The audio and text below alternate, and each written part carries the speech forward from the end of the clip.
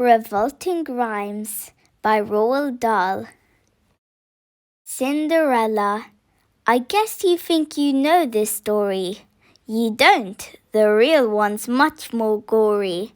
The phony one, the one you know, was cooked up years and years ago, and made to sound all soft and sappy, just to keep the children happy.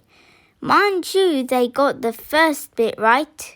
The bit where in the dead of night, the ugly sisters, Jules and all, departed for the palace ball, while darling little Cinderella was locked up in a slimy cellar, where rats who wanted things to eat began to nibble at her feet.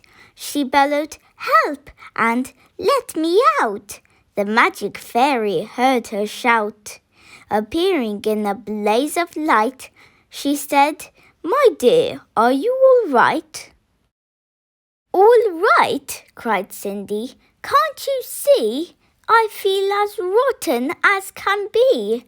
She beat her fist against the wall and shouted, "Get me to the ball.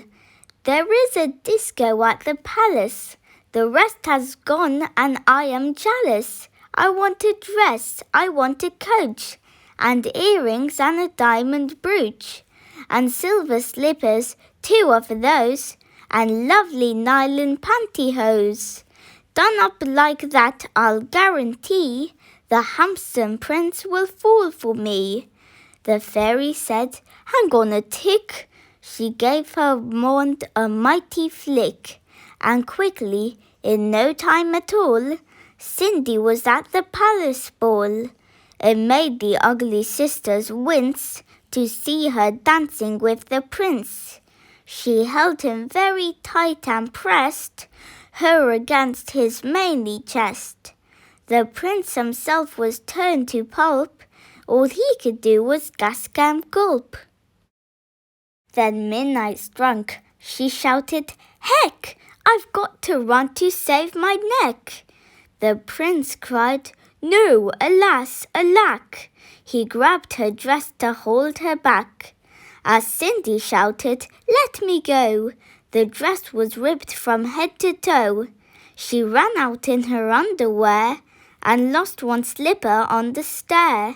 The prince was on it like a dart. He pressed it to his pounding heart. "The girl this slipper fits," he cried, "tomorrow morn should be my bride.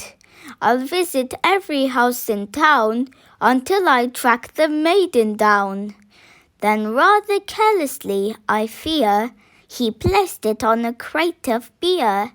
At once one of the ugly sisters, the one whose face was blotched with blisters, sneaked up and grabbed the dainty shoe and quickly flushed it down the loo. Then in its place she calmly put the slipper from her own left foot. Aha, you see, the plot grows thicker, and Cindy's luck starts looking sicker. Next day, the prince went charging down to knock on all the doors in town. In every house, the tension grew. Who was the owner of the shoe? The shoe was long and very wide. A normal foot got lost inside. Also it smelled a wee bit icky. The owner's feet were hot and sticky. Thousands of eager people came to try it on, but all in vain. Now came the ugly sisters go. One tried it on. The prince screamed, "No!" But she screamed, "Yes, it fits, whoopee! So now you've got to marry me." The prince went white from ear to ear. He muttered, "Let me out of here." "Oh no you don't, you've made a vow. There's nowhere you can back out now." "Off with her head," the prince roared back. They chopped it off with one big whack. This pleased the prince. He smiled and said, "She's prettier without her head." Then up came sister number 2, who yelled, "Now I will try the shoe." "Try this instead," the prince yelled back. He swung his trusty sword, and smack! Her head went crashing to the ground. It bounced a bit and rolled around. In the kitchen, peeling spuds, Cinderella heard the thuds of bouncing heads upon the floor, and poked her own head round the door. "What's all the racket?" Cindy cried. "Mind your own biz," the prince replied. Poor Cindy's heart was torn to shreds. "My prince," she thought, "he chops off heads. How could I marry anyone who does that sort of thing for fun?" The prince cried, "Who's this dirty mutt? Off with her nut, off with her nut." Just then, all in a blaze of light, the magic fairy hove in sight.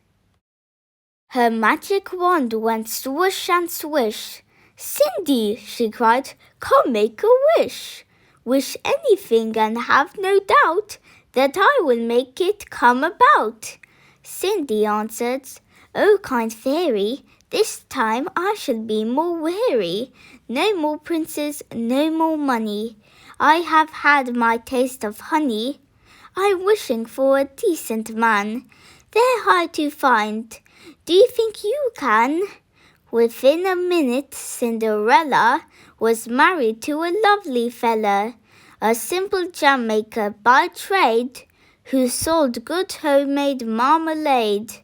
Their house was filled with smiles and laughter, and they were happy ever after.